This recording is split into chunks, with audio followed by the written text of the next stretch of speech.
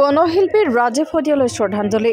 টাই অসম যুৱ পৰিষদ লেকাং ইউনিটৰ উদ্যোগত আৰু লেকাঙত বসবাস কৰা আটাইকেইটা জনগোষ্ঠীৰ যেনে মৰাণ, কছাৰী, দেউৰী, মিচিঙকে আদি কৰি আটাইকেইটা দল সংগঠনৰ সহযোগত শিল্পী ৰাজীৱ শদিয়াৰ প্ৰতি সন্মান জনাই আজি অৰুণাচলৰ নামচাই জিলাৰ অন্তৰ্গত মহাদেৱপুৰত শ্ৰদ্ধাঞ্জলি কাৰ্যসূচীৰ আয়োজন কৰা হয়। জাতিৰ মাটিৰ বাবে গীত গোৱা এনে এজন কণ্ঠশিল্পীৰ আত্মাৰ সদ্গতিৰ বাবে আজি সকলোৱে প্ৰাৰ্থনা কৰে। এই কাৰ্যসূচীত উপস্থিত থকা লোকসকলে তেওঁৰ প্ৰতি শোক প্ৰকাশ কৰিছে, কিয়নো তেওঁ আমাৰ বাবে বহুতো ত্যাগ কৰিলে। তেওঁ গীতসমূহৰ দ্বাৰা অসমীয়া জাতিটোৱে প্ৰাণ পাই উঠিছিল। তেনে এজন জাতীয়তাবাদী শিল্পীৰ মৃত্যুৱে শোকৰ ছাপ পেলাইছে সমূহ ৰাজ্যবাসীৰ বাবে।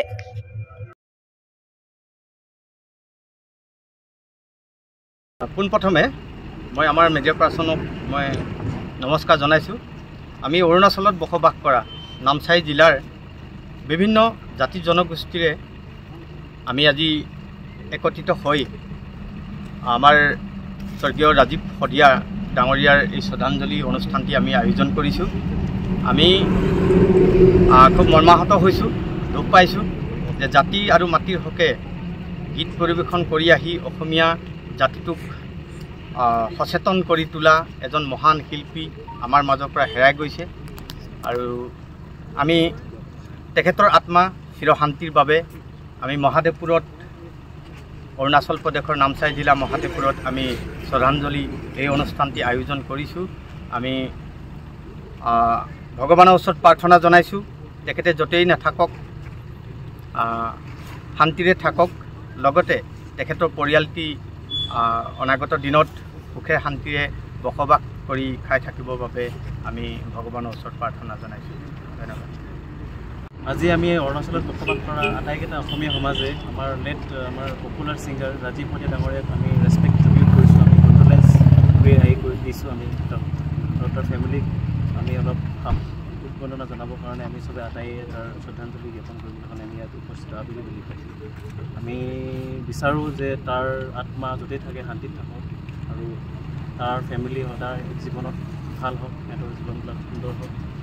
তেনেধৰণে আমি প্ৰতিপালনা কৰিছোঁ আজি সকলো অৰুণাচলৰ সমাজবিলাকে। তাৰ লগে লগে তাৰ মৃত্যুৱে কিছুমান প্ৰশ্ন অদঙাই থৈ গৈছে আমাৰ সমাজত এটা চেহেৰা সমাজৰ ৰিয়েল ফেচটো দেখাই থৈ গৈছে। এজন মাটিৰ হৈ গান গোৱা মানুহক ৰাইজে চিনি নাপায়। ডেট মিনছ মাটিৰ হৈ গান গোৱা মানুহটোক যদি চিনি নাই পোৱা, তেতিয়াহ'লে তাৰ গানৰ মিনিংখিনি আমাৰ সমাজে বুজি পোৱা নাই চাগে।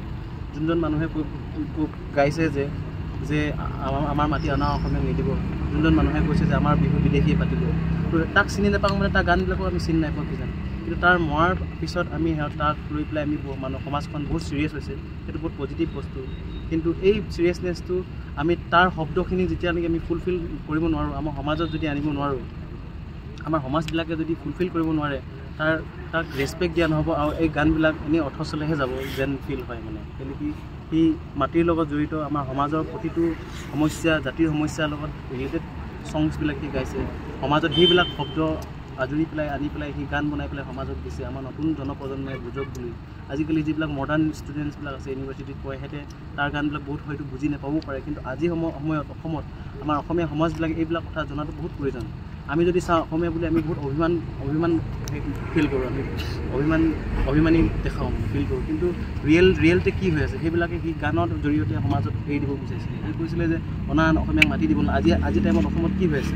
আজি তিনিচুকীয়াত চোৱা কেইজন অসমীয়া মানুহৰ বিল্ডিং আছে, ডিব্ৰুগড়ত চাওক কেইজন অসমীয়া মানুহৰ বিল্ডিং আছে। একফালে আমি অসমীয়া বুলি প্ৰাউড ফিল কৰি আছোঁ। সেইবিলাক বস্তু সি গানৰ জৰিয়তে সমাজক দিব বিচাৰিছিলে। কিন্তু সেইজন মানুহকে আমি ছ'চিয়েল মিডিয়াত দেখিব পাইছোঁ যে সমাজে চিনি নাপায়। ডেট মিনছ সেই গানৰ মিনিংবিলাকো আমাৰ অসমীয়া সমাজে নাজানে। কিন্তু আজি মৰাৰ পিছত মানুহবিলাকে বহুত ছিৰিয়াছ দেখাইছে, সেইটো বহুত পজিটিভ বস্তু। আৰু এইবিলাক বস্তু সমাজে ফুলফিল কৰিব লাগে, সমাজৰো দায়িত্ব হয় এইবিলাক বস্তু ফুলফিল কৰা। লগতে আমাৰ স্বাস্থ্যৰ যোনটো ব্যৱস্থা, তাৰ যেতিয়া নেকি পেইন ফিল হ'ল হাৰ্টত, 2 ঘণ্টা ধৰি ডিব্ৰুগড়লৈকে লৈ থকা হ'ল আৰু 2 ঘণ্টা ধৰি ডিব্ৰুগড়লৈ নিবলগীয়া হ'ল। তিনিচুকীয়াতে মেডিকেল কলেজ আছে, সেইবিলাকো আমাৰ গভৰ্ণমেণ্টে ছিৰিয়াছ ল'ব লাগে। আমাৰ কেতিয়াবা ফিল হয় যে অসমৰ হেল্থ মিনিষ্টাৰে এপলজাইজ কৰিব লাগে তাৰ ফেমিলিক। কাৰণ যদি সিহঁতে হেল্থ ফেচিলিটি যদি ভালকৈ দিয়াহেঁতেন, ডুমডুমাত বা ক'ৰবাত ট্ৰিটমেণ্ট যদি তাৰ ভাল হোৱাহেঁতেন, হয়তো তাৰ মৃত্যু নহ'লেহেঁতেন কিজানি। তো ক'ৰবাত নহয় ক'ৰবাত আমাৰ গভৰ্ণমেণ্টখনো জগৰীয়া হয়।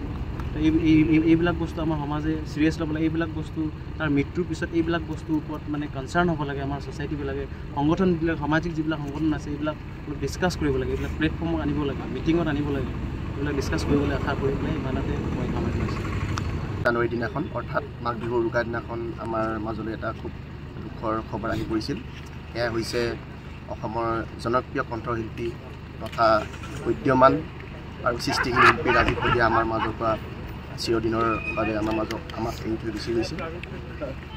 কথাটো শুনি খুব দুখ লাগিছিল। যি কি নহওক, এতিয়া আমি তেখেতৰ আত্মাৰ সদগতিহে কামনা কৰিব পাৰোঁ। সেয়েহে আজি অৰুণাচল নামচাই লেকাঙত বসবাস কৰা বিভিন্ন দল সংগঠনৰ লগতে যুৱকসকল আহি এই শ্ৰদ্ধাঞ্জলি অনুষ্ঠানটোত সমবেত হৈছেহি। যি কি নহওক, মই তেখেতৰ আত্মাৰ শান্তিৰ বাবে আজি এই অনুষ্ঠানটো আয়োজন কৰিলোঁ। তেখেতৰ আত্মাৰ য'তেই নাথাকক কিয় সদগতি লাভ কৰক আৰু য'তেই আছে তাৰ পৰাই জাতিটোক আশীৰ্বাদ কৰক। ধন্যবাদ।